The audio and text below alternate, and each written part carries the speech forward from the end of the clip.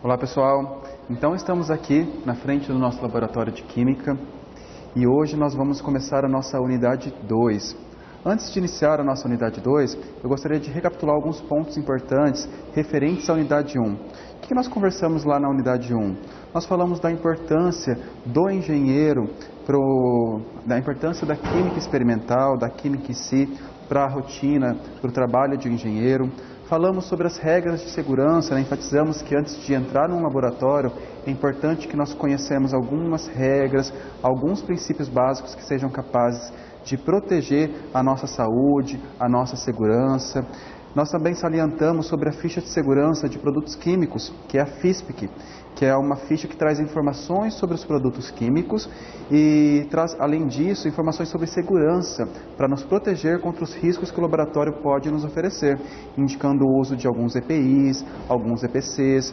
Então a gente definiu o que era cada um desses itens, e antes de entrar no nosso laboratório, eu gostaria de mostrar alguns itens para vocês. Então estamos aqui no nosso laboratório de Química, temos aqui, bem na entrada, enfatizado alguns itens que é obrigatório o uso para as pessoas que irão manipular os reagentes, os produtos químicos que estão presentes lá dentro. Então temos, por exemplo, que é obrigatório o uso do jaleco, calçado de segurança, óculos de segurança, luvas de segurança, avental de PVC. Então, pessoal, isso depende muito do uso que a gente vai fazer lá dentro. Então, se eu vou trabalhar com uma substância que é tóxica, corrosiva, que pode vir a, por exemplo, cair na minha pele, no meu olho, então eu vou fazer o uso do óculos de segurança. Então, a gente precisa conhecer o que a gente vai fazer dentro do laboratório para a gente entender quais são os equipamentos de segurança que nós devemos usar, listando todos esses aqui, ok? E agora eu vou mostrar para vocês o lavatório de óleos e também o lava-corpo. Vamos lá? Então, pessoal, antes de nós entrarmos no laboratório, é interessante que a gente exemplifique alguns itens que nós já falamos na aula anterior. E agora, vendo eles de forma física mesmo. Então, temos aqui alguns aparatos de emergência. Temos ali o chuveiro e o lavatório de óleos, lava-óleos, né? Que são utilizados, por exemplo, se nós derrubarmos algum solvente químico na nossa pele ou nos nossos olhos. Para isso, nós utilizamos esse equipamento de segurança. Nós podemos considerá-los como um EPC, um equipamento de proteção coletiva, né? Então, o funcionamento dele é bastante simples. Vou só demonstrar aqui, por exemplo, o lavatório de óleos. A gente tem aqui uma placa que fala para a gente empurrar. E aí ele já começa a sair água ali. Então, a pessoa posiciona os óleos aqui, né? Se derramou algum produto químico, respingou algum ácido, alguma base no olho, ela posiciona os óleos aqui e vai direcionar essa água nos óleos de forma contínua por bastante tempo para a gente poder eliminar essa substância que ali está presente. Temos aqui o nosso chuveiro também. Então, se eu derrubo alguma coisa no meu corpo, mesmo utilizando o jaleco, nós precisamos fazer o uso desse chuveiro de segurança. A gente aperta aqui e ele sai água. Só não vou puxar aqui, senão a gente já vai tomar um banho aqui e não continuamos com a nossa aula. E agora nós estamos prontos para seguir para o nosso laboratório. Pessoal, então estamos aqui dentro do nosso laboratório. Achei um item que é bastante interessante e pertinente para a gente mostrar nas nossas aulas, que fala sobre o mapa de riscos. Então nós temos aqui esse mapa de risco, ele pode ser elaborado pelo técnico de segurança, pela CIPA, pelas grandes empresas, né? Então tem as comissões internas de prevenção de acidentes, e ele traz para nós informações importantes para as pessoas que vão adentrar ao laboratório. Por exemplo, aqui nós temos um círculo aqui grande, na cor vermelha, indicando que é um risco químico. E ele é grande porque ele fala para nós que é um risco grande, que nós temos o quê? Risco químico de gases, vapores e substâncias tóxicas presentes nesse laboratório. Temos também um risco grande na cor azul, que é risco de acidente. E ele informa para nós assim, que existem outras situações de risco, tais como pânico, no caso de algum acidente. Por ser um laboratório de estudos, um grande número de pessoas pode gerar pânico nas pessoas na saída. Probabilidade de incêndio ou explosão, por termos compostos aqui tais como GLP, o gás natural, e também riscos relacionados ao armazenamento inadequado. Aqui, pessoal, achei interessante também que nós temos o procedimento em caso de vazamento do GLP, do gás natural. Então, o que ele informa para nós? Se nós percebemos isso, nós devemos fechar a torneira de gás, abrir as janelas do laboratório identificar aonde foi a origem do vazamento, aqui ele está passando com a esponja e espuma para verificar onde está sendo o vazamento, e deixar essa área. Proibido acionar os interruptores, não tocar nos aparelhos elétricos, não ligar ventiladores mecanicamente, porque ele tem eletricidade e pode gerar explosão, e não tentar corrigir o problema. Então, chamar o pessoal responsável pela manutenção para poder sanar isso. Então, pessoal, nós estamos aqui dentro do nosso laboratório. O intuito da nossa unidade 2 é falar sobre os principais equipamentos e utensílios presentes no laboratório. Gostaria de enfatizar que, para cada engenharia, para cada campo, nós temos equipamentos específicos. Se nós estamos falando, por exemplo, da indústria farmacêutica, a indústria farmacêutica ela tem práticas e equipamentos que são específicos para essa área, porém ela tem equipamentos comuns das outras áreas que são utilizados em todas as áreas da química. Indústria de alimentos, por exemplo, a indústria de alimentos, ela também tem equipamentos que são específicos para a parte de alimentos, que fazem o uso daqueles equipamentos básicos do laboratório. Podemos citar, por exemplo, uma indústria eletromecânica, também há equipamentos específicos para essa área e outros que são de uso básico de todos. O intuito da nossa disciplina é conhecer esses equipamentos que são de uso básicos de todas as engenharias, que são aqueles comuns e presentes em todos os laboratórios. Beleza? Então, pessoal, estamos aqui apresentando nossos equipamentos do laboratório e vamos começar pela estufa. Esse aqui é a nossa estufa, certo? Então, ela é um equipamento utilizado para aquecimento de líquidos ou para secagem de vidrarias. Então, nós temos aqui um alerta, né? Cuidado, quente, use luva de proteção no caso de retirar os produtos que estão lá dentro. Então, nós temos aqui, explicando o princípio de funcionamento dessa estufa, o que ela faz? Ela faz o aquecimento controlado. Então, por exemplo, se nós temos uma determinada reação química que precisa acontecer num determinado patamar de temperatura, vamos supor numa temperatura de 40, 50 graus Celsius, então principalmente na parte biológica nós temos os micro-organismos, têm determinadas faixas de temperatura que eles se proliferam melhor, que eles fazem o consumo do substrato ali melhor, ou até mesmo reações químicas que necessitam dessa demanda energética. Então nós podemos fazer o uso da nossa estufa, pois ela mantém a temperatura lá dentro controlada. Então nós temos aqui, por exemplo, o nosso termostato, em que a gente consegue regular a nossa temperatura. Ela está regulada aqui em 100 graus Celsius. Temos aqui o botão liga e desliga. Vou abrir ela aqui dentro para vocês verificarem. Eu liguei ela agora, ela não está quente. Ali dentro, por exemplo, ela pode ser utilizada para secagem de equipamentos, tá? Então, só para enfatizar, quando nós formos secar vidrarias aqui dentro, nós temos que não podemos secar vidrarias que são de precisão. A gente tem aqui, por exemplo, o Becker, que ele é um equipamento que não é de precisão. Temos lá também um funil de adição, que também é um equipamento que não tem precisão nenhuma, não tem nenhuma marcação. Então a gente pode fazer a secagem na estufa desses equipamentos. Porém, um balão volumétrico, uma proveta, uma bureta, uma pipeta, que são equipamentos que têm precisão, nós não podemos fazer a secagem dentro da estufa. Assim como os materiais de plástico. Por quê? Porque os materiais de plástico eles podem derreter. Professor, mas você está colocando a mão aí dentro e tal. Eu acabei de ligar a estufa, então ela está com uma temperatura baixa e para a gente poder realmente abrir ela e demonstrar para vocês como é o interior dela. Para não fazermos isso, a gente pode conferir a temperatura através de um orifício que nós temos aqui na parte superior. Então nós podemos inserir o nosso termômetro lá e aferir qual é a temperatura que se encontra ali dentro. Neste caso aqui, ó, ela está marcando, ela começou o aquecimento agora, ela está marcando em torno de 25, 26 graus Celsius. Beleza? Então, pessoal, essa aqui é a estufa. Então, pessoal, na estufa, nós comentamos que nós não podemos fazer a secagem de equipamentos de vidro que tem uma determinada precisão. Por quê? Devido à dilatação térmica dos materiais. Então, nós já estudamos, são conceitos da física, a gente sabe que com o aumento da temperatura, os materiais se dilatam. E o retorno, quando a temperatura volta à temperatura normal, não necessariamente as moléculas, os átomos ali constituintes conseguem adquirir a mesma constituição inicial. Então ele pode tomar uma conformação, mesmo que visualmente a gente não consiga ver isso, ele pode tomar uma conformação diferente e prejudicar a nossa escala graduada. Por isso que nós não costumamos fazer a secagem de equipamentos de precisão dentro da estufa. Agora eu vou apresentar para vocês a mufla. Temos aqui a mufla. Também eu liguei ela agora, vocês estão percebendo que de vez em quando ela dá um estralo, significa que ela está aquecendo. Esse equipamento aqui também é feito para aquecimento, porém para aquecimentos em altas temperaturas.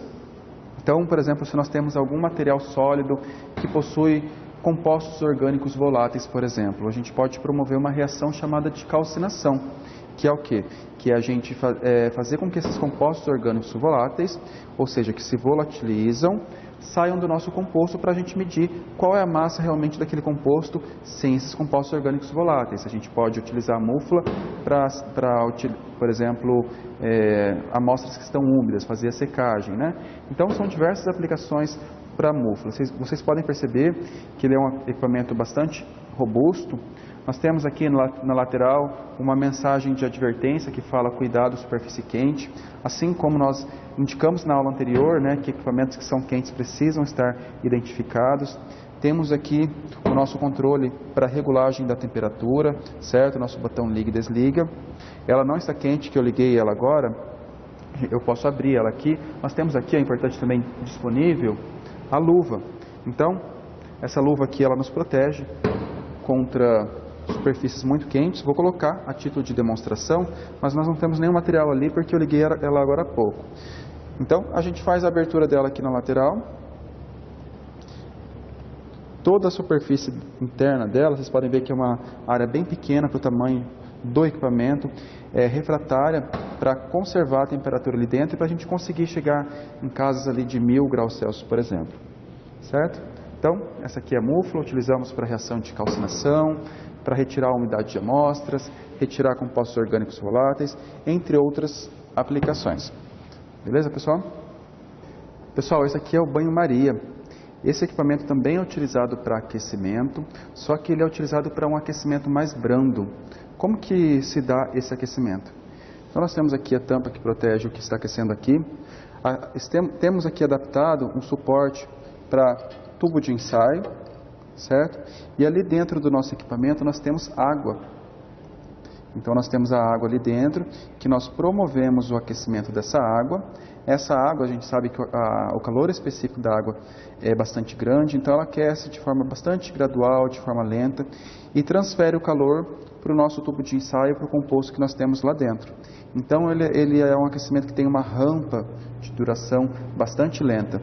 Isso é importante principalmente quando nós vamos trabalhar, por exemplo, com enzimas, certo? Se nós vamos trabalhar com enzimas, micro-organismos, eles são bastante sensíveis a temperaturas bruscas, aumento de temperaturas bruscas.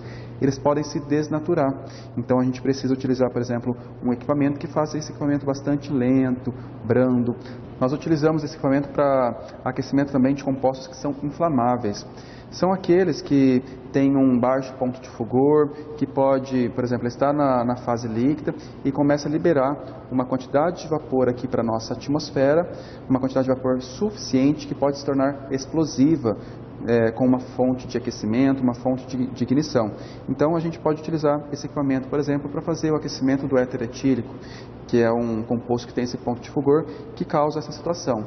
Então nós podemos utilizar para fazer o aquecimento desses compostos voláteis também. Beleza, pessoal? Então nós temos aqui o nosso regulador de temperatura. No caso, esse banho-maria a gente consegue regular até 120 graus Celsius, a indicação se ele está ligado ou desligado, e o botão de liga e desliga. Pessoal, aqui nós temos um outro equipamento de aquecimento, trata-se da manta de aquecimento. Ela tem esse nome porque, se a gente vê a parte interna dela aqui, ela tem uma manta, né, que promove, abaixo dela nós temos o termostato que promove esse aquecimento do nosso composto que nós estamos trabalhando. Temos aqui na lateral o botão que nós conseguimos aumentar o aquecimento ou diminuir o aquecimento. Nós geralmente utilizamos essa manta de aquecimento com um balão de fundo redondo, que nós iremos falar em sequência, quando estivermos apresentando os equipamentos de vidro. Então nós também fazemos um aquecimento brando, mas é um aquecimento mais rápido do que aquele aquecimento que a gente faz no banho-maria. Ela também pode ser utilizada para aquecer aqueles compostos que a gente chamou de inflamáveis, né, que tem aquele baixo ponto de fulgor, e a gente utiliza principalmente ela quando a gente deseja capturar aqueles vapores que estão sendo formados. É o que a gente tem montado aqui, que a gente vai explicar logo à frente, que é um condensador. A gente está captando aquilo que está aquecendo e condensando ele para poder recuperar depois. Então, essa aqui é a manta de aquecimento. Pessoal, aqui nós temos nosso agitador magnético com aquecimento, certo? Nós temos dois tipos de equipamento. Esse é um agitador magnético com aquecimento e esse é um agitador magnético sem aquecimento. Então, como o próprio nome diz, agitador magnético, nós conseguimos agitar o conteúdo que nós temos presente aqui. Esse, além de conseguir agitar, nós conseguimos promover o aquecimento. O aquecimento, no caso, nós temos aqui um termostato para regular a temperatura que a gente deseja controlar do nosso meio. E temos aqui a nossa agitação. Para fazer a agitação, nós precisamos de um outro equipamento aqui do laboratório, que é chamado peixinho magnético, que é esse aqui, ó. Então, eu vou pegar um qualquer aqui, só para a gente demonstrar o que acontece. Então ele tem imã dentro dele e a gente coloca dentro do nosso recipiente, estamos usando um becker, e ó, vocês podem verificar que ele está rotacionando, ou seja, ele está promovendo a agitação do nosso meio. Além de promover o aquecimento, estamos promovendo a agitação, e eu posso aumentar a intensidade dessa agitação.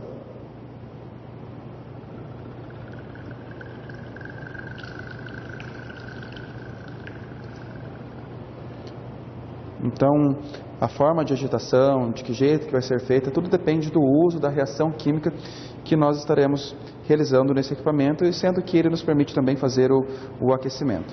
Ok? Um outro equipamento que nós temos no laboratório também, com a finalidade de aquecimento, é o próprio bico de Bunsen. Para aquecimento nós utilizamos o gás natural, ou seja, a própria queima. Então é um equipamento bastante simples, né? Ele se assemelha ao fogão da nossa casa, porém existem alguns cuidados especiais. No laboratório nós temos, por exemplo, a nossa válvula, uma válvula de segurança para não permitir que esse gás natural fuja para o ambiente e possa provocar explosões. Então, quando a gente for fazer o uso do bico de Bunsen, a gente precisa abrir esta válvula, certo? Aqui nós temos uma válvula que vai regular a entrada, a saída desse gás natural, que é o nosso combustível, certo? E temos aqui também, vocês estão vendo aqui, ó, eu consigo rotacionar. Isso aqui nós conseguimos controlar a entrada de ar. Não é necessariamente o ar que nós precisamos na reação de combustão, e sim o oxigênio que está presente no ar. Então, nós rotacionamos aqui, deixamos ele aberto, permitindo a entrada do ar, do oxigênio que ali está presente. Então, para que a gente consiga acender esse bico de Bunsen, nós temos que fazemos o uso de uma fonte de ignição, por exemplo, o fósforo.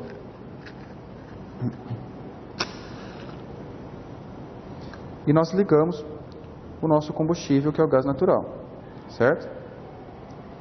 Então, pessoal, aqui vocês podem ver que está saindo uma chama bastante amarela.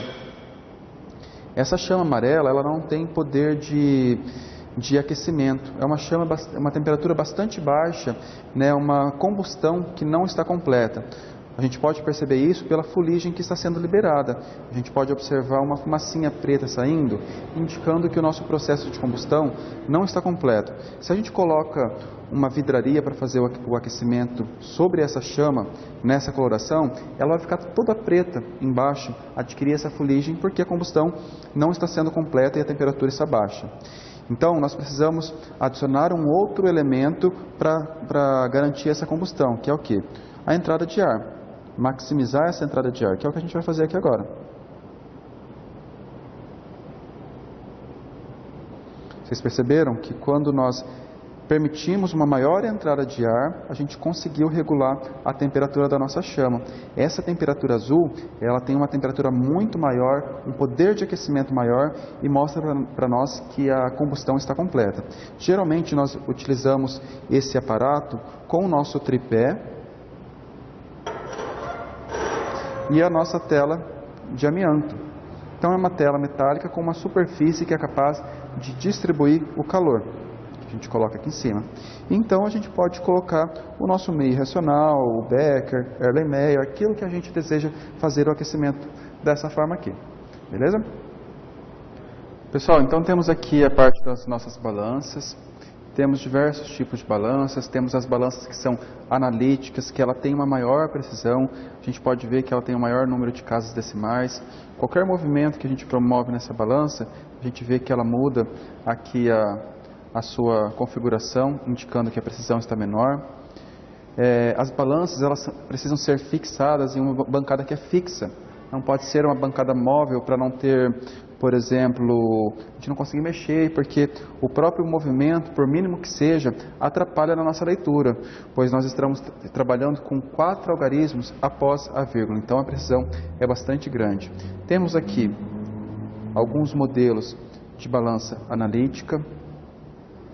Temos um outro exemplo aqui de uma balança que ela tem uma menor precisão, então a gente vê a diferença entre as duas. Essa balança que a gente utiliza comumente por aí, né? E essa aqui são as balanças que a gente utiliza no laboratório. O uso de cada uma delas vai depender da finalidade. Se a gente vai fazer uma reação química que necessita de uma massa exatamente igual àquela que está prevista, nós devemos fazer o uso de uma balança de precisão. Porém, se é uma massa aproximada, nós podemos utilizar uma balança que tem a menor precisão. Em relação a essas balanças analíticas, nós temos alguns cuidados que devem ser tomados. Primeiro, questão de limpeza. O usuário que fez o uso da balança, após o uso, tem que utilizar, por exemplo, um pincel, alguma coisa, para fazer a limpeza de algum composto sólido que possa cair ali para a gente não prejudicar a leitura de outras pessoas. Um outro ponto, a gente vê bem nessa parte aqui, ó, a gente tem um marcador de nível para saber se essa balança está nivelada ou não. Essa aqui nós temos também um marcador de nível, porque ela precisa estar no nível correto para fornecer a melhor medição de massa. Os pés dela, a gente tem, ele é regulável, então a gente consegue regular a altura dela. Se estiver fora do nível, a gente pode aumentar um pouco essa altura ou diminuir um pouco a altura, a fim de deixar essa bolinha bem dentro do nível. No caso, as nossas duas balanças estão todas reguladas dentro do nível. Essa terceira balança, por ter uma precisão menor, então ela também não tem essa questão do nível, porque não vai influenciar na medida da massa oferecida por essa balança. Um outro ponto que é importante em relação às balanças é a gente conferir como que está a calibração dela constantemente. Para isso, nós temos pesos que são padrões. Então ele fica isolado, nós não podemos pegar com a mão, porque nossa mão tem gordura, a gente pode impregnar ali, e até mesmo essa gordura da nossa mão pode interferir na leitura da nossa balança de precisão. Então esse aqui é um peso de 200 gramas, uma massa de 200 gramas, né? O peso a gente multiplica por 9,8, vimos isso aí lá na física. A gente tem escotilhas nas laterais. Só de abrir, percebam aqui, ó. Nós temos o nosso número que está quase se aproximando de zero. Vou tarar ela. Tarei. Então ela está zerada. Só de abrir a escotilha lateral, a gente percebe que a massa já está variando. Tamanha a precisão dessa balança. Então nós temos essa escotilha lateral para fazer o uso, essa escotilha para fazer o uso, ou até mesmo aqui a parte superior, dependendo de como nós vamos fazer a adição, a pesagem, utilizando essa balança, certo? Então, vou zerar novamente. Para fazer a pesagem utilizando essa balança, todos os aparelhos de ventiladores, ar-condicionado, devem estar desligados, porque interfere na leitura que está sendo realizada. Aqui nós temos o botão de tarar, que é o que? Ela volta para a sua condição original, para o seu valor original. Então, nós taramos a balança, e ela leva um certo tempo para poder tarar. Tarou, e agora a gente vai aferir como está a precisão dessa balança.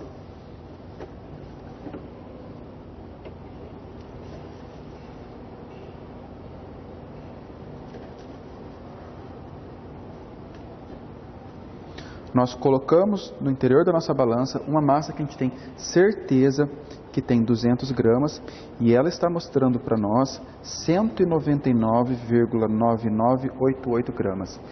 Ela está precisa, né? A gente pode trabalhar na regulagem dela para melhorar essa medida quando a gente vai fazer essa leitura. Mas ela está bastante precisa. Se a gente for arredondar esse número, o último número, que é o duvidoso, está marcando 9. Soma 1 em todos os outros anteriores, a gente vai ter uma medida de 200 gramas. Então, é um equipamento que está bastante sensível, bastante calibrado. Beleza? Pessoal, aqui nós temos a nossa centrífuga. A centrífuga é utilizada em processo de separação. Então, quando nós temos uma mistura que ela tem dentro dela um composto que é mais denso, a gente pode promover a rotação desse composto e aquele composto que é mais denso ele vai se depositar no fundo, permitindo a separação. É um processo bastante utilizado, por exemplo, na indústria de laticínios. A gente tem um equipamento chamado de padronizadora. É como se fosse uma centrífuga, mas em escala industrial, e ela retira a gordura que está presente no leite. Por isso que nós conseguimos comprar leite semidesnatado, leite desnatado, leite integral, tudo devido a um equipamento bastante semelhante a esse, que trabalha com essa força de rotação. Então, pessoal, aqui no interior da nossa centrífuga, ela é uma centrífuga em escala laboratorial. A gente tem, por exemplo, o nosso tubo de ensaio, em que a gente coloca a nossa amostra que a gente deseja fazer a separação, e ela rotaciona, ela tem uma superfície inclinada, que permite com que esse composto se deposite na parte do fundo do nosso tubo de ensaio, permitindo a separação. Então, por exemplo, se nós temos uma reação química que forma um novo composto que tem uma solubilidade baixa, ele vai se precipitar. Se precipitando, a gente deseja a separação, a gente pode utilizar a centrífuga para promover essa separação. Certo? Interessante, pessoal. Quando nós vamos manejar aqui dentro, por exemplo, os tubos de ensaio dentro da centrífuga, a gente precisa fazer ele de forma alternada. Então, nós colocamos um aqui, necessariamente a gente precisa colocar um outro à frente. A gente não pode colocar um aqui, por exemplo, nessa posição, porque a gente vai descontrabalancear o peso. Então, a gente vai forçar para cá e isso pode prejudicar o nosso equipamento. Então, a gente balanceia ele. Um aqui, outro lá. Ok? Temos aqui o nosso botão de liga e desliga com a opção de relógio e sem relógio. Com relógio, a gente consegue programar o tempo que ela vai funcionar. Sem relógio, a gente desliga quando achar conveniente. Então, eu vou ligar ela sem relógio. Aqui nós temos a opção de regular o tempo. 4, 5, 10 minutos e a opção da velocidade de rotação. Uma vez que esteja tudo regulado, a gente aperta o botão de partida.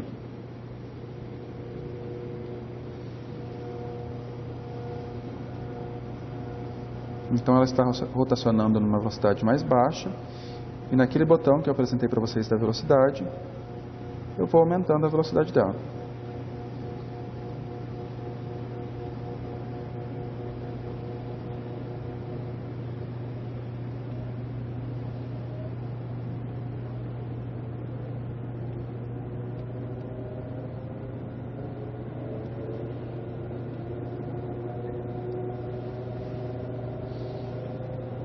Dessa forma. E assim, pessoal, a gente consegue promover a separação da mistura que nós temos ali presente.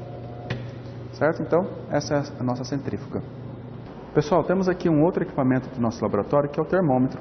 É um equipamento bastante utilizado, a gente já conhece para medir temperatura, né? A gente tem diversos tipos de termômetro, por exemplo, no laboratório de química geral, a gente costuma usar esse termômetro de mercúrio.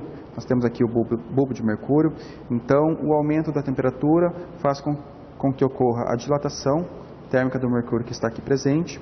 Dilatando termicamente, ele tem um bulbo bastante fino em que ele consegue subir e mostrar para nós qual é a temperatura referente àquela dilatação, mostrando a temperatura em que a nossa solução, o nosso corpo se encontra. Na indústria de alimentos, por exemplo, nós não costumamos fazer o uso do termômetro de mercúrio, porque essa substância que tem aqui é tóxica. No caso de um acidente, quebrar, a gente pode contaminar o nosso alimento. Então, nesses casos, a gente faz o uso de outros tipos de termômetro, por exemplo, termopares, entre outros. Beleza? Então, pessoal, temos aqui o nosso pHmetro. É um equipamento bastante comum nos laboratórios de química em geral e bastante utilizado, por isso que é importante a gente entender o uso desse equipamento. Temos aqui as funções principais, nós temos diversos tipos de pHmetro, certo, pessoal? A gente pode ver, cada um tem o seu uso específico, a gente pode ler o manual para entender. No caso, a gente vai fazer o uso desse pHmetro aqui. A gente tem o botão Enter, para entrar em uma determinada função, seleção, que vai selecionar determinada função, e a função retorna, que vai voltar para a função original. Antes da gente explicar e realizar um procedimento com o pHmetro, deixa eu só explicar para vocês qual que é o princípio de funcionamento do pHmetro. A gente tem aqui o nosso eletrodo, certo? No interior desse nosso eletrodo, nós temos uma solução, certo? Que é uma solução padrão que existe dentro desse nosso eletrodo. O que acontece? E ela tem uma membrana que é semipermeável. Ela permite a passagem de corrente elétrica. Então nós temos uma determinada solução com uma determinada concentração que possui uma determinada carga elétrica ali presente. E nós temos, por exemplo, vamos supor que nós temos aqui uma solução teste, que nós desejamos testar o pH. Aqui é uma outra solução que tem um outro potencial elétrico. Quando nós misturamos essas duas soluções, vai gerar uma diferença de potencial. Essa diferença de potencial, na escala, por exemplo, de milivolts, vai ser lida pelo nosso pHmetro e vai ser convertida numa escala de pH, nos informando o quanto ácido ou quanto básico essa nossa solução teste está funcionando. O princípio básico seria esse. Temos lá no nosso material complementar um vídeo bastante intuitivo que fala bem especificamente sobre os usos e cuidados com o pHmetro, que a gente vai falar de forma bem simples como seriam os cuidados principais. Então, pessoal, antes de fazer o uso do pHmetro, é necessário que nós façamos a calibração. Então, estou com o pHmetro ligado aqui, tenho aqui a opção, fui para a opção para ler o pH, vou até a opção de calibração, que eu desejo calibrar. Aperto o botão Enter, ele falou para mim, informou o processo de calibração, e ele pediu para eu inserir uma solução padrão de 6,86. Então ele foi calibrado para esse pH de 6,86. Minha solução de 6,86 padrão é essa aqui.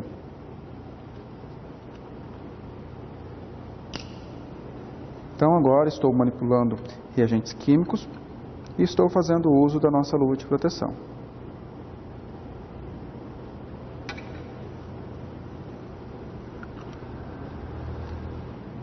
Inserir uma determinada quantidade aqui, certo? E aí, os meus eletrodos, eu insiro dentro dessa solução e aperto o Enter, que ele vai informar para nós que essa diferença de potencial que foi gerada corresponde a um pH de 6,86. E ele está informando para nós que está em processo de calibração. Depois que termina essa calibração, nós precisamos fazer a lavagem com água destilada. Para a água destilada nós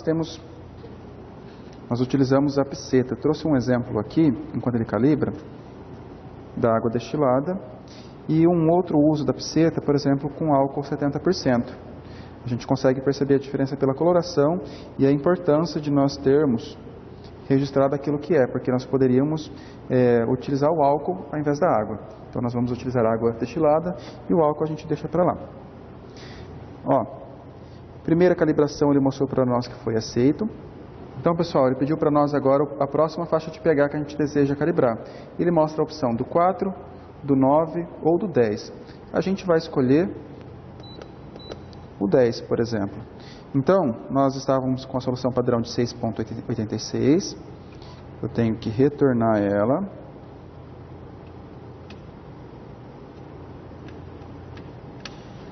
Vou deixar aqui para depois retornar essa solução. E eu tenho que fazer a lavagem do meu eletrodo e da minha membrana com água destilada.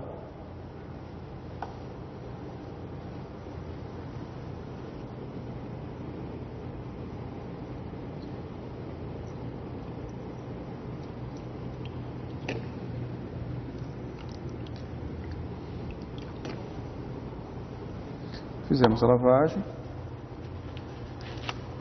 Pegamos um papel. Secamos. Superfície do nosso eletrodo. Nós escolhemos a solução de 10.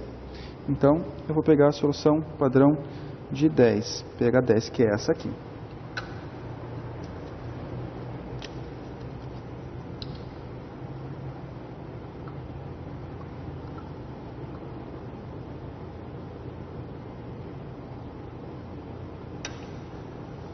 No laboratório, abrimos um frasco de reagente, alguma coisa, já fechamos para não ter perigo de acidente, de cair ou derrubar. Certo? Agora, pessoal, nós vamos fazer essa leitura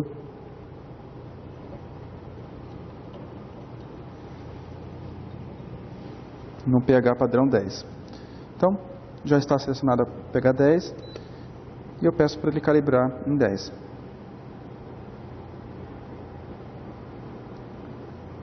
Temos outras soluções padrões. Temos, por exemplo, aqui uma de pH 7, que é essa aqui. Temos uma solução repouso. Quando nós não estamos utilizando a nossa membrana, a gente utiliza essa solução para deixar a nossa membrana em repouso. Temos uma solução de pH 9.18. Então, a faixa que a gente vai escolher para fazer a calibração depende do composto que a gente vai medir. Se é um composto, por exemplo, que é básico, que o pH é maior do que 7, a gente escolhe compostos pH padrão acima de 7, 9, 10. Se é um pH ácido, a gente escolhe pH mais abaixo. Então, pessoal, como vocês viram, ele mostrou para nós que a calibração estava ok. E agora nós já fizemos 2 calibrações, a gente pode medir o nosso pH. Novamente, para utilizar o nosso eletrodo, a gente precisa fazer a lavagem, porque a gente tinha uma outra solução de pH 10 aqui. E agora a gente pode medir o pH. Vou pegar uma solução para a gente ver qual é o pH que vai estar ali presente. Vou selecionar agora a medida de pH, aperto o Enter e ele vai mostrar quanto é o pH dessa nossa solução. Então está dando em torno de 7,20, ele vai estabilizar, né? 7,20, 7,18, ainda está variando. Ele não chegou em um equilíbrio químico, né? Na hora que ele chegar no equilíbrio entre as soluções, ele vai mostrar para nós o pH exato. Então, pessoal, agora a leitura está estabilizando e ele está demonstrando para nós um pH próximo de 6,96. Está ficando em torno desse valor. Então, seria um pH neutro. A gente vai conversar a respeito disso nas próximas unidades, mas seria um pH neutro. Esses são os cuidados que nós temos com o pHmetro. Fizemos o uso dele, depois eu já preciso lavar novamente o eletrodo para que o próximo usuário já esteja disponível, né, o equipamento limpo para que seja usado. Ok? Pessoal, temos aqui o nosso espectrofotômetro. O espectrofotômetro ele é utilizado para identificar compostos que nós possuímos em uma determinada amostra, quais são os compostos, substâncias químicas que ali estão presentes, ou também para determinar a concentração de uma determinada amostra. Nós fazemos isso com base na leitura utilizando a luz. Como que funcionaria mais ou menos? A gente sabe que cada composto, lá da física, ele tem uma determinada capacidade de deixar passar a luz com um determinado comprimento de onda. Então, cada material tem a sua característica em específico. Se a gente deseja identificar um determinado material, a gente tem um determinado padrão, a gente sabe que o determinado composto, ele consegue absorver determinado comprimento de onda e transmitir um outro comprimento de onda, e um outro composto é um valor diferente. Então, a gente tem esses valores tabelados, certo? E a gente consegue, por exemplo, com uma amostra desconhecida, a gente coloca essa amostra dentro de uma cubeta, que é essa aqui. Então, nós colocamos a amostra desconhecida aqui, e a gente coloca dentro do nosso aparelho, aonde ele vai passar a emitir essa luz. Então, essa luz que vai ser emitida, parte dela vai ser absorvida pela nossa amostra que está aqui presente e parte dela vai ser transmitida. Esse aparelho lê isso aí. Ele lê aquilo que a nossa amostra absorveu e aquilo que a nossa amostra transmitiu, certo? Como nós falamos, cada composto possui a sua característica específica. Então a gente sabe que para determinada amostra é determinado o comprimento de onda para absorbância. Então, se a gente tem uma amostra que é desconhecida, comparando os valores, a gente consegue identificar qual seria essa amostra desconhecida. Para determinar a concentração, o princípio é semelhante. Nós trabalhamos com uma amostra com concentração padrão de um composto conhecido e a gente mede qual é o comprimento de onda da absorbância em relação à absorbância dessa amostra. Aí nós temos uma outra amostra que nós sabemos qual material tem lá dentro, mas não sabemos qual a concentração. O que a gente faz? A gente mede a absorbância dessa amostra e por meio de uma curva de calibração a gente consegue determinar a concentração daquela amostra desconhecida. A gente vai trabalhar mais à frente com isso aí. Então, no nosso espectrofotômetro, a gente tem aqui onde o botão para selecionar o comprimento de onda. A gente tem a opção de 100% de transmitância e 0% de transmitância. Então aqui a gente lê a transmitância e quando é 0% de transmitância, o que está transmitindo, na verdade a gente está lendo a absorbância. Então a gente consegue selecionar qual comprimento de onda a gente vai trabalhar. Aqui no interior a gente tem um espaço para 4 cubetas. Então a gente tem um espaço para 4 cubetas, certo? Então a gente pode trabalhar até com 4 amostras para fazer a leitura dessas amostras ou a identificação dessas amostras. A gente tem a nossa fonte de luz que passa pela amostra e passa pelo nosso recipiente, onde vai ler a quantidade de luz que passou por essa nossa amostra. Assim a gente consegue tirar as leituras de transmitância e de absorbância que foram absorvidas pela nossa amostra. Então, esse aqui é o espectrofotômetro. Pessoal, então aqui nós temos a nossa capela. Conforme nós conversamos na nossa aula anterior, a gente pode considerar ela como um equipamento de proteção coletiva, porque ela está protegendo o grupo de pessoas que está dentro desse laboratório. A gente utiliza para manipular solventes que são tóxicos, que podem ser corrosivos, que liberam uma determinada quantidade de vapor, que tem um baixo ponto de fulgor. Então, ela possui um exaustor que vai jogar esse vapor que é gerado para um sistema de tratamento de efluentes, por exemplo, de tratamento gasoso. Então aqui a gente temos um vidro de proteção que ele protege os nossos olhos, o nosso corpo, de possíveis respingos, dos vapores que são gerados, e a gente pode regular a altura dessa nossa proteção, podendo trabalhar somente com as mãos no interior da nossa capela. Então, a gente pode ligar o exaustor. Ao ligar o exaustor, todos os vapores que estão sendo gerados no interior da nossa capela são levados para o lado de fora.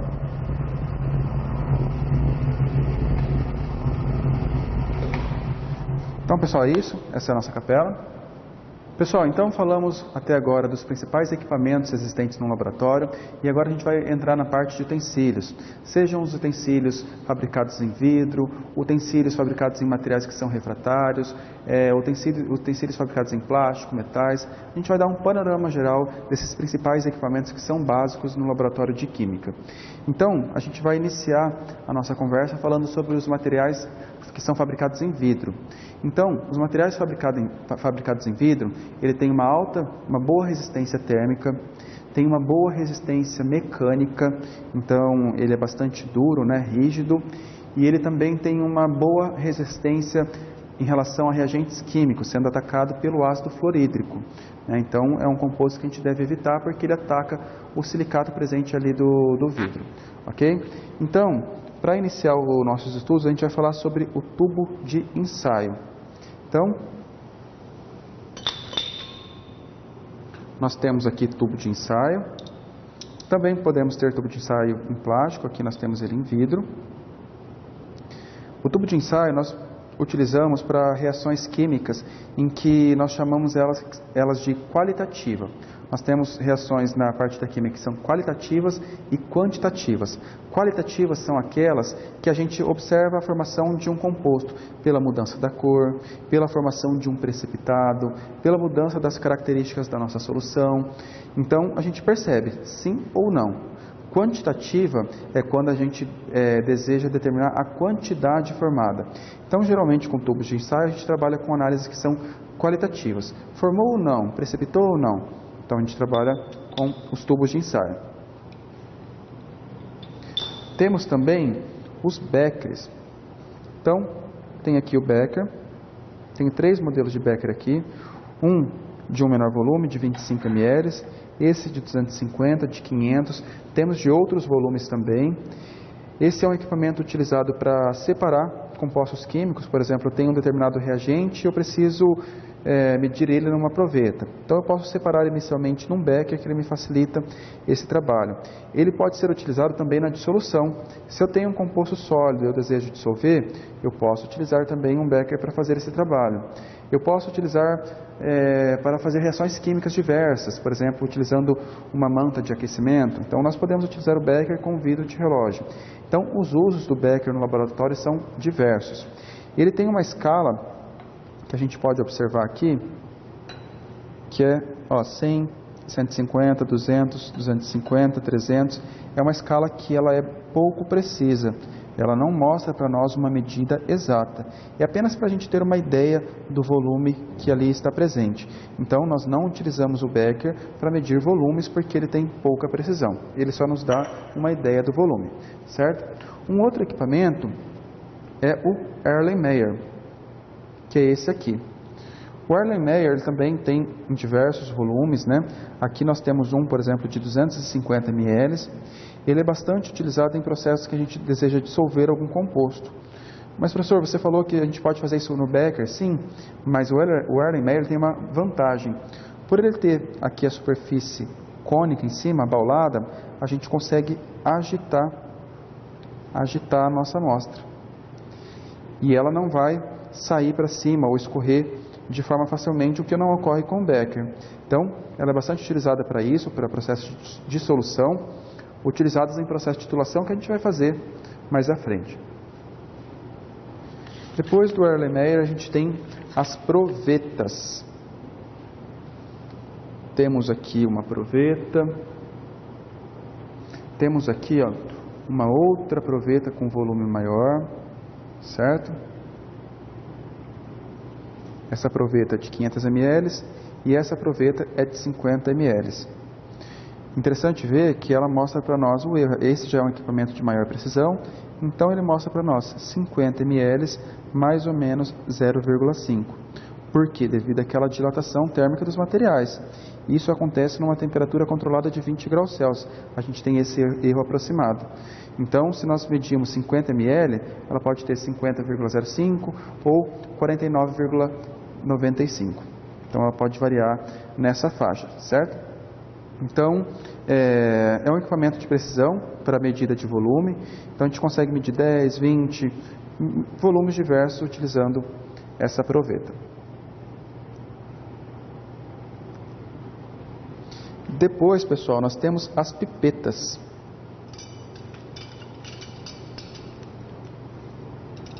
Que são estas aqui. Temos pipetas. Vou selecionar aqui a pipeta do tipo graduada, que são essas 3.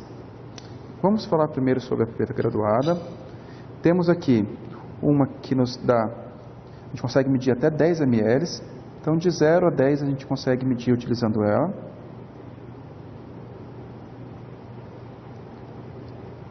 Temos uma outra aqui, que ela mede para nós até 5 ml.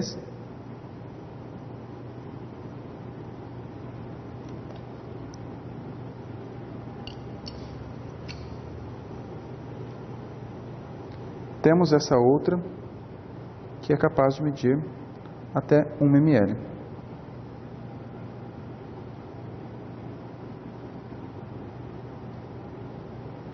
Então, pessoal, chamamos de graduada porque a gente pode medir de 0 até determinada medida, não é uma medida fixa. E temos as pipetas que são volumétricas. Temos um exemplo aqui de uma pipeta de 5 ml. E a graduação dela aqui, ó, onde é feita a medida. Nesse risco que aparece na nossa tela aí. Ela só é capaz de medir 5 ml. Não podemos medir 4 ml com esse equipamento. Temos um outro exemplo de uma pipeta de 25 ml. Novamente ali a graduação dela. O risco a gente consegue fazer essa medida de 25 ml.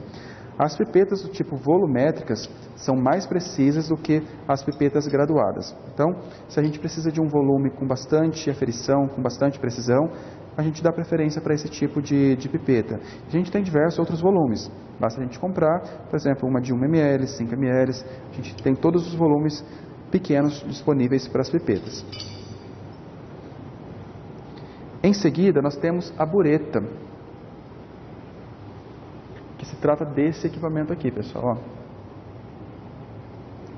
Então, essa bureta, ela também é utilizada para medir volumes, e aqui a gente consegue medir o volume que está escoando.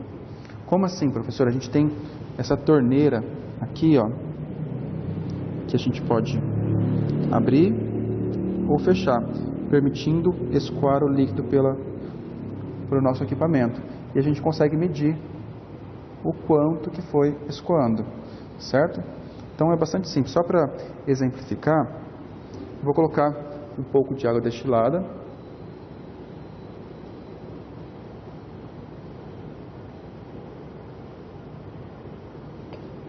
Para fazer a medida correta, a gente precisa deixar até a marca 0.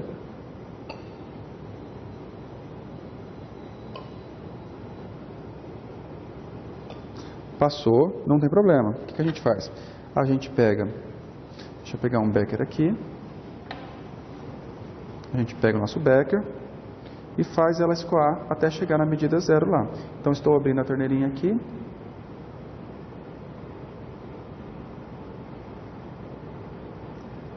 Pessoal, vocês conseguem observar que o nosso menisco, que é essa curvatura daquela bolinha que forma, ele fica acima da nossa linha de marcação.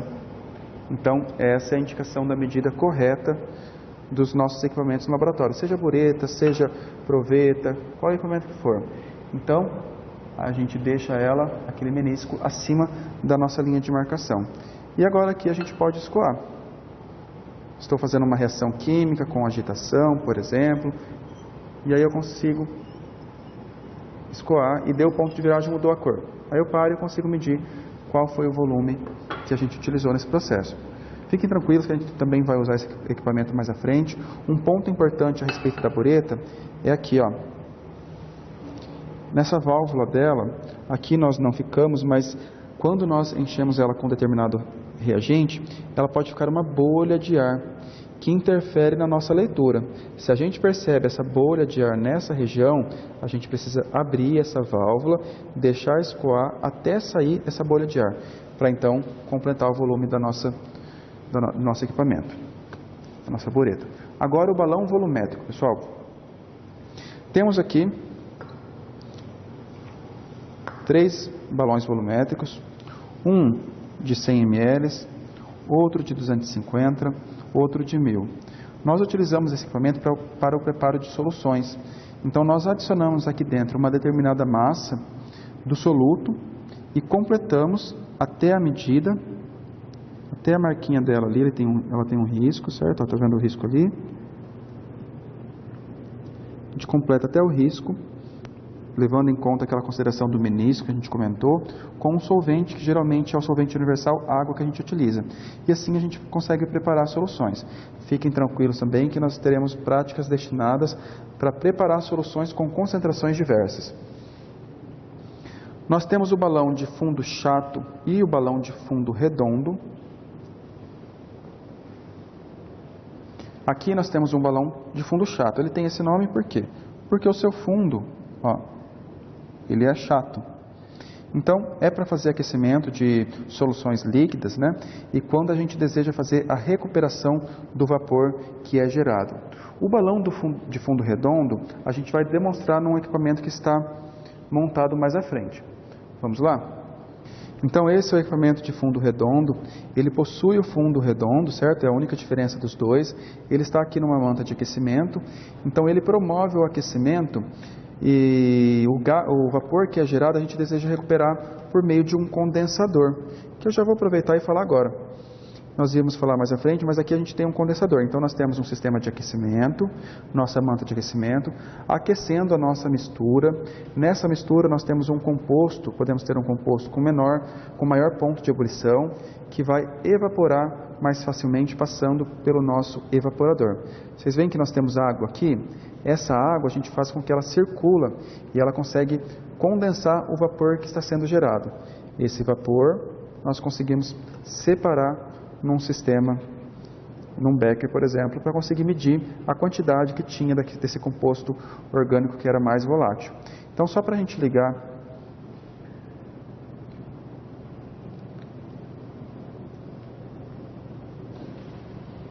Então, pessoal, observem aqui, ó, que a água começa a circular.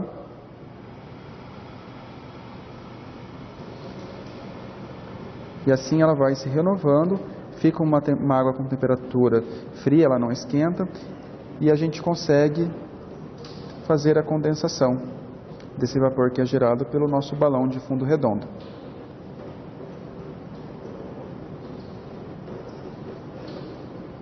Já que falamos de condensador, ali nós apresentamos um tipo, nós temos, por exemplo, esse outro tipo aqui.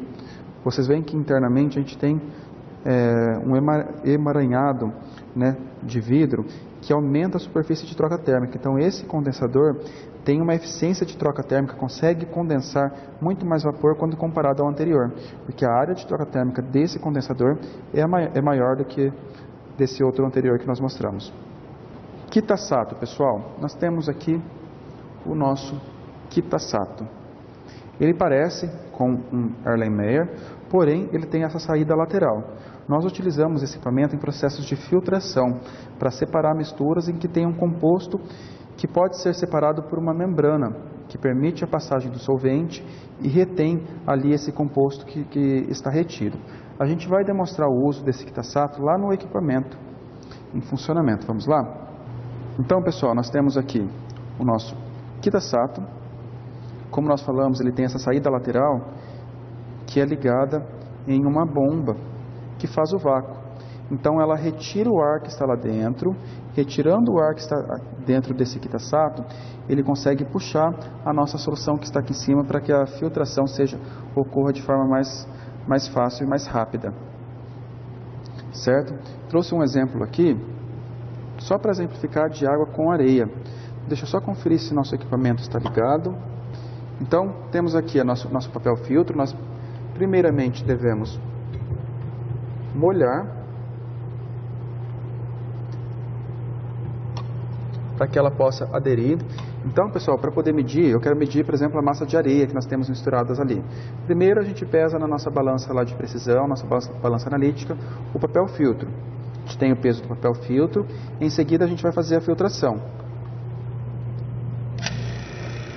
Ligamos aqui a bomba de vácuo. E aí a nossa mistura de água e areia, nós jogamos ali em cima para fazer a filtração. Professor, mas você está jogando mais água, isso não vai interferir no processo? Não necessariamente, pessoal, eu não estou interessado na massa da água. Eu estou interessado na massa da areia que a gente ali separou. Você viu que a gente conseguiu separar a areia e temos um papel de filtro em cima. Ah, professor, mas foi um processo bem rápido, tem necessidade realmente de usar essa bomba de vácuo? É que nós temos processos, temos aqui a areia, é uma partícula bastante grande, mas nós temos outras que são bastante pequenas e essa separação demora, é lenta. Pode ser horas ali, ela filtrando até conseguir separar a água que está presente. Então nós utilizamos essa bomba de vácuo para acelerar o nosso processo. Então temos aqui o nosso Kitasato. nosso funil de Birchner. Ok? Em seguida, nós temos o nosso funil de adição, que é esse aqui. Nós utilizamos o funil de adição para adicionar compostos químicos. Por exemplo, eu preciso preparar uma solução. Preciso preparar uma determinada solução. Para eu colocar a água diretamente aqui dentro, o orifício que nós temos ali é muito pequeno, nos atrapalha. Então, nós utilizamos um funil de adição para conseguir adicionar o nosso solvente que ali está presente, sem derramar e poder ter a chance de acontecer acidentes.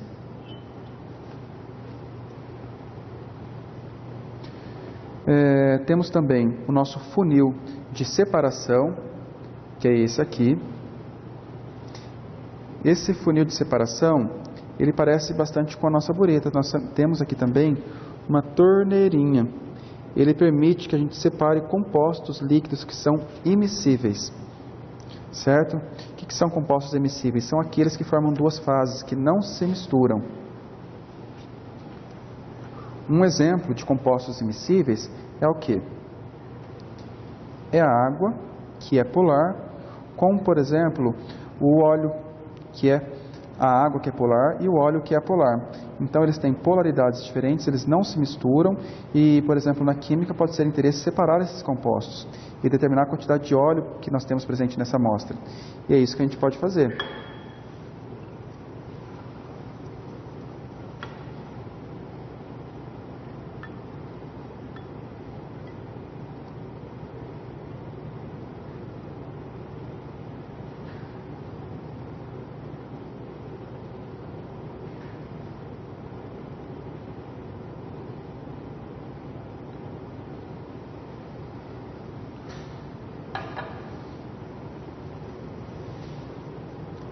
Então, pessoal, por ser compostos immiscíveis, eles não se misturam, certo?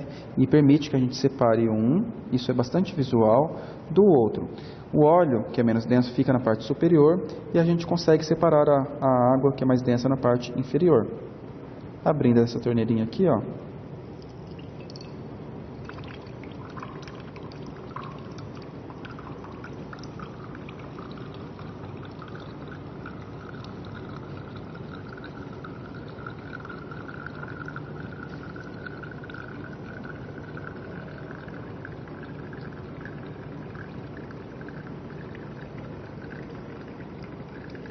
Eu vou precisar pegar um outro becker, que esse becker que nós pegamos tem um volume que não está apropriado.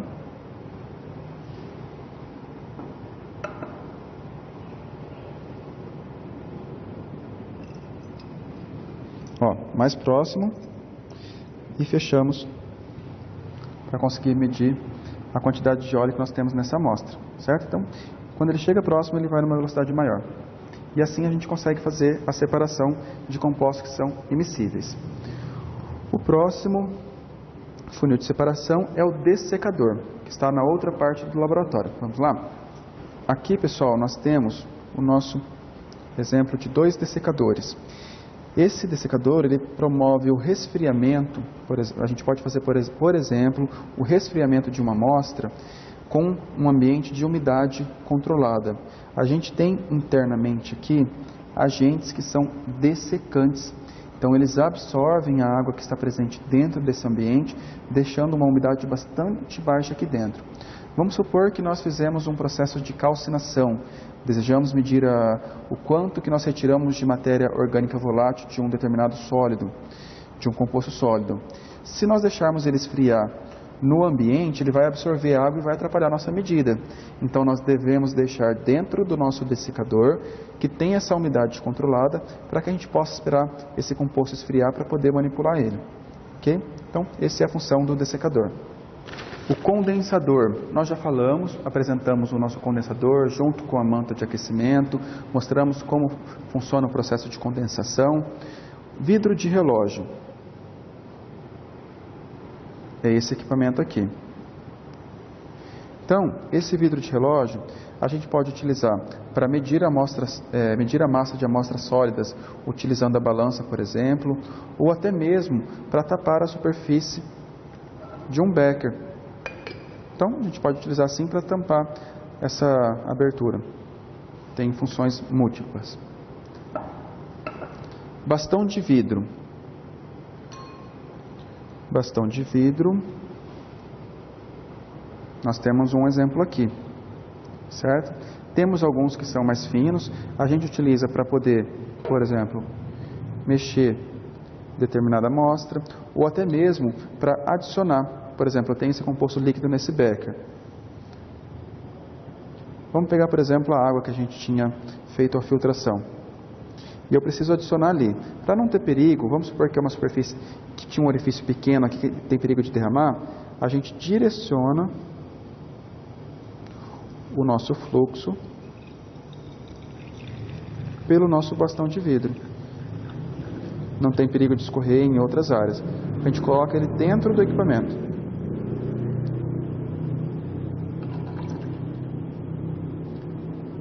Dessa forma ele é direcionado para um local só. Então essa é uma outra função do bastão de vidro. Finalizamos o geral dos materiais que são fabricados em vidro. Agora nós iremos falar dos materiais refratários, que são fabricados em porcelana, em materiais cerâmicos. Esses materiais, eles têm uma alta resistência térmica, porém, eles têm uma maior fragilidade mecânica. Então, eles podem ser utilizados, por exemplo, lá na mufa, porque eles resistem a altas temperaturas, né? Ao contrário do vidro. Eles resistem à questão do choque térmico, mas eles têm uma menor resistência mecânica. De materiais desse tipo, materiais refratários, a gente tem o cadinho e a cápsula de porcelana. Aqui nós temos um exemplo de 2 cadinhos, bastante utilizado naquele processo de calcinação, na múfula que a gente falou, porque eles resistem a altas temperaturas. Aqui nós temos um exemplo da cápsula de porcelana, utilizada para medir algum composto sólido, para aquecimento em temperaturas maiores, pois ele resiste a essas maiores temperaturas.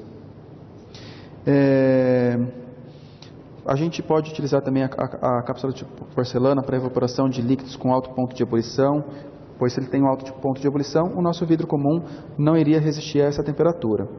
Temos o almofariz e pistilho. Almofariz, pistilho.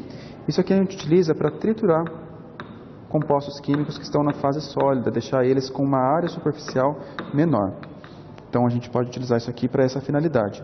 Funil de Büchner, não sei a pronúncia correta, é esse aqui. A gente já demonstrou o uso dele junto com o Kitasato, onde nós colocamos um papel de filtro e utilizamos em processo de filtração. Em relação aos materiais plásticos, pessoal, tudo isso que nós comentamos, esses materiais também podem ser fabricados em material plástico, depende da precisão, da aplicação. Então, tudo varia da aplicação que a gente deseja para o nosso material. Os materiais plásticos são fabricados, por exemplo, em polietileno, polipropileno. Eles têm uma alta resistência mecânica, têm uma alta resistência química. Se lembra que a gente falou do ácido fluorídrico que ataca o nosso vidro? Ele não ataca o nosso plástico, por exemplo. Porém, eles são sensíveis a compostos de benzeno e tolueno. E tem baixa resistência térmica. Então, se a gente coloca numa temperatura muito alta, ele vai derreter. Em relação a esses materiais de plásticos, alguns novos que a gente tem a pipeta de Pasteur. Então, pessoal, a pipeta de Pasteur, nós conseguimos separar volumes. Ela tem uma escala aqui, ela não é muito precisa, ela só dá uma ideia do volume que a gente vai utilizar. Então, para utilizar esse equipamento, eu apertei ela, e quando eu solto, ela succiona o nosso líquido ali. Eu vou aonde eu desejo despejar e consigo despejar. Então essa é a função dessa pipeta. Piceta, pessoal, é aquilo que a gente armazena, por exemplo, água destilada ou álcool. Essa é a piceta, picete, que nós utilizamos. Certo? Em relação a materiais metálicos, os materiais metálicos eles têm uma alta resistência térmica, mecânica, porém química ele tem uma baixa resistência, principalmente se tratando de compostos que são ácidos concentrados, pois ataca esse tipo de material. A gente tem, por exemplo, aqui a nossa espátula de aço. que a gente pode utilizar para separar compostos sólidos, para medir na balança, por exemplo, a massa. Então, pessoal, nós temos também o nosso tripé de ferro e a nossa tela de amianto, que a gente até já viu a aplicação lá no nosso bico de Bunsen, utilizada para aquecimento. Então, a gente pode colocar o nosso becker aqui em cima, com o nosso bico de Bunsen aqui embaixo e utilizar para fazer aquecimento. Essa superfície aqui, ela consegue distribuir o calor uniformemente, certo? O que mais que nós temos? Temos a garra e o suporte universal. Aqui nós temos um exemplo de uma garra que está segurando a nossa bureta. Um exemplo, por exemplo, do suporte universal, nós temos esse aqui. É um tipo de suporte que está segurando o nosso balão de separação, certo? Então nós temos diversas formas a depender do equipamento que nós vamos utilizar. Esses seriam os equipamentos fabricados em metal, certo, pessoal? Demos um panorama geral dos principais equipamentos que temos no laboratório, falamos dos principais utensílios, aqueles que são comuns em todos os laboratórios, sejam eles de física, sejam eles com aplicação na área de alimentos, na área de farmacêutica. Então esses são os equipamentos básicos que provavelmente estarão lá e que é importante a gente conhecer como funcionam, o que são, para depois fazer os usos. Nas próximas aulas a gente vai ver aplicações com esses equipamentos, práticas experimentais em que a gente faz o uso de diversos tipos de equipamentos. Na unidade 3 nós iremos falar sobre relatórios técnicos, iremos falar sobre grandezas, unidades de medida, sistema internacional de unidades e iremos falar um pouquinho sobre precisão e exatidão que a gente já deu uma pincelada nessa aula, ok? Até a próxima aula então.